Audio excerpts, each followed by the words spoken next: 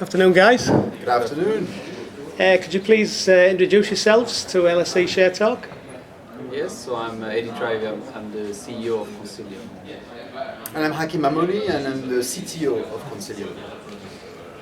So, Coinsilium, what market are they on at the moment?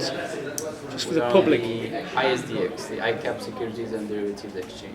Because I knew Cameron Parry when he was previously with you. And I remember, I believe when you were going to float, you were going to go on the AIM markets, but you didn't go on it. Yes, correct. So Yeah. we eventually did the IPO on the 24th of December on the ISDX. All right, so what are you guys all about then? Because obviously, because you're not going on the AIM markets, you fell off the radar somewhat. So what are you all about? We did come back quite quickly. I mean, the AIM project was more around the summer, and in a few months we went back on the ISDX. So we got the investors supporting us for that time. Yes. All right. Also, a lot of people don't actually know what you do. Can you So what is it that Coinsilium does? Yes, so your job roles, because obviously I'm sat today in a classroom Yes. watching people being educated about fintech and Bitcoin and so on. Can you explain that a bit, please? That's the right. business. So I mean, we have a few activities.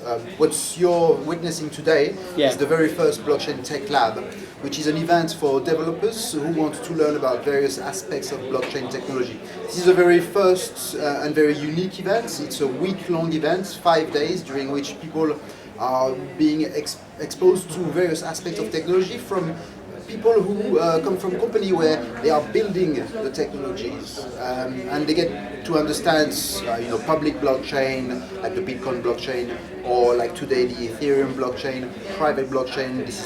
This will be the subject of tomorrow. Asset digitization, data storage on a blockchain, that's going to be on Thursday. And also on Friday we will be talking about security, how to secure the private keys that are essential for moving assets onto the blockchain.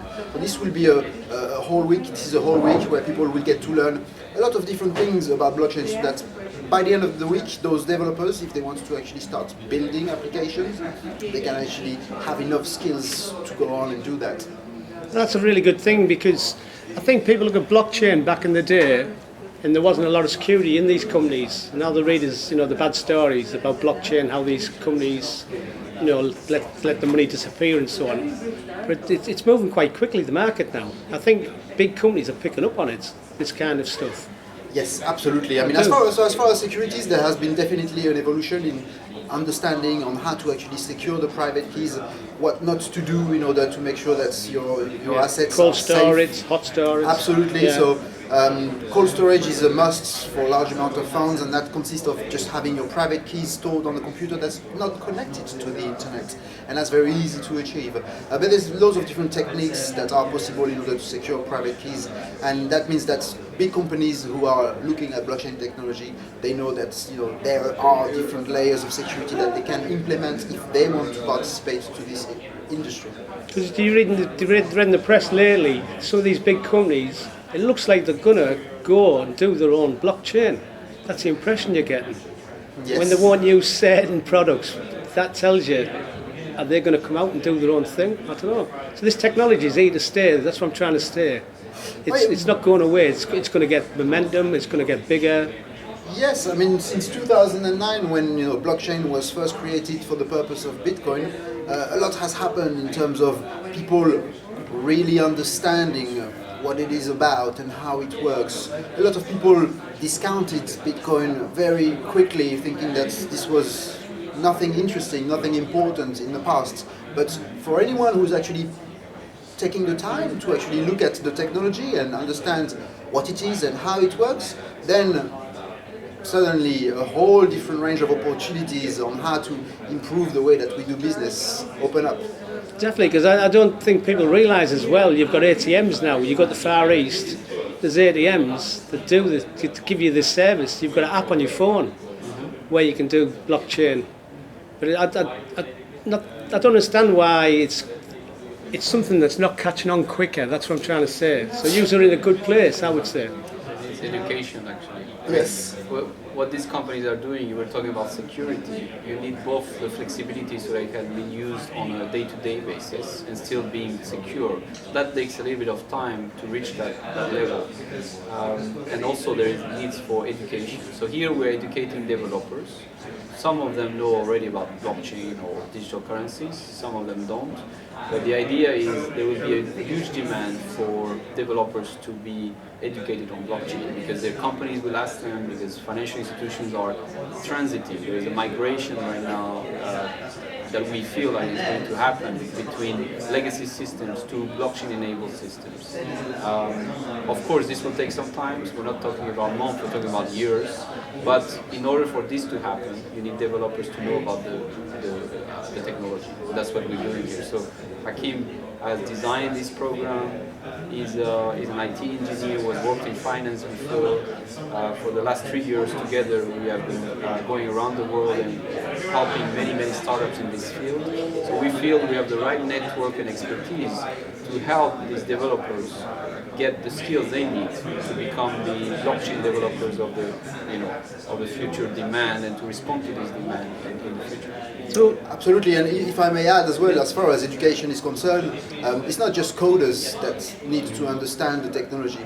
City professionals, whether they are accountants, lawyers, stockbrokers, independent financial advisors, this technology, as we have seen on the media over the last few months, is really now being brought to the mainstream through what very big institutions are starting to do. So people in the city who want to understand as well what this is all about, they also need this education, and we're seeing a lot of demand for such education. So we also are helping city professionals to understand all the concepts behind the technology without going too deep into the tech, because obviously we're dealing with people who may not want to go too deep into the tech, but we give them a whole day course. It's a CPD accredited course that enables all these guys to actually learn over 1 day, 8 hours, everything that they need to know, so that next time when people talk to them about blockchain technology, they get it, they understand what it's about, and they can actually interact with people. So where can you see Coinsilium as a company going near term to mid-term?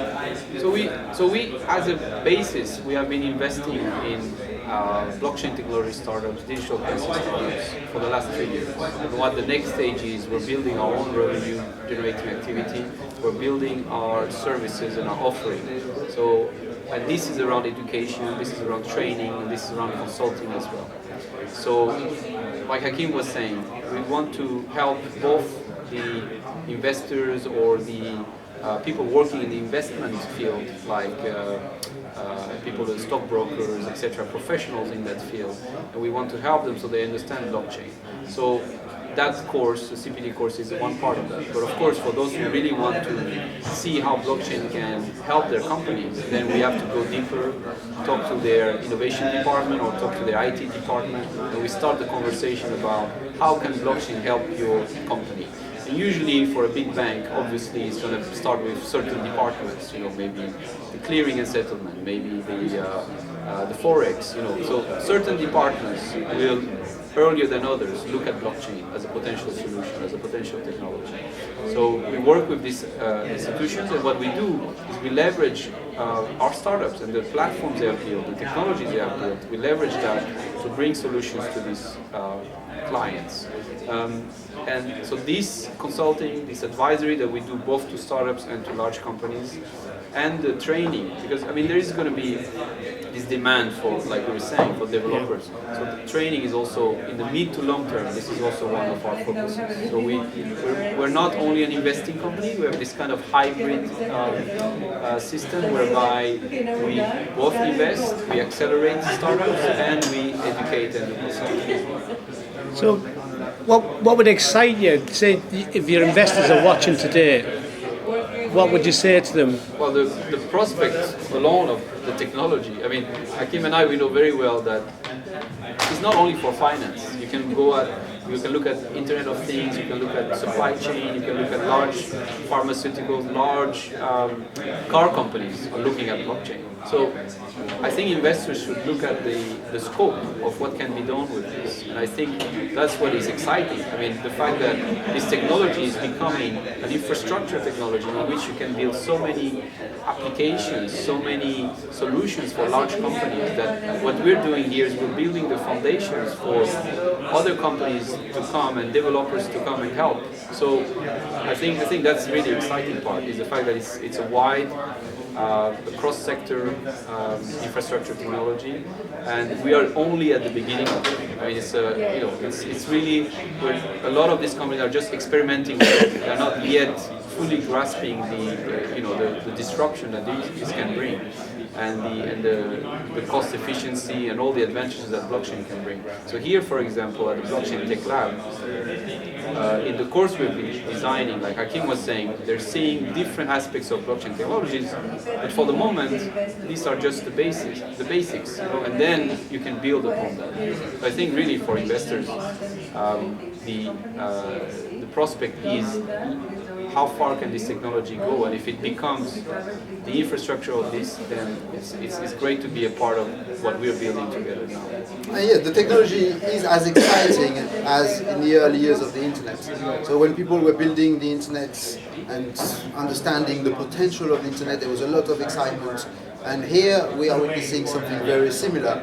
It's also building an infrastructure system that has the potential to do so much. So, and we are, as Eddy was saying, we are just at the beginning of this. So there is a lot of excitement around this.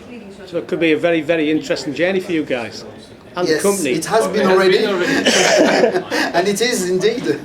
Yes. And it's going to go on, obviously. Yes. Yes, I think 2016 we'll see concrete application. I mean, what is happening right now is, as Hakim was saying, for the last few months, the mainstream media start to talk about blockchain. We have been doing blockchain for the last 3 years, but now the media is catching up, and a lot of companies are catching up. And of course, for now, they're experimenting, they're trying to find the right way, which type of blockchain, which technology they want to use, right?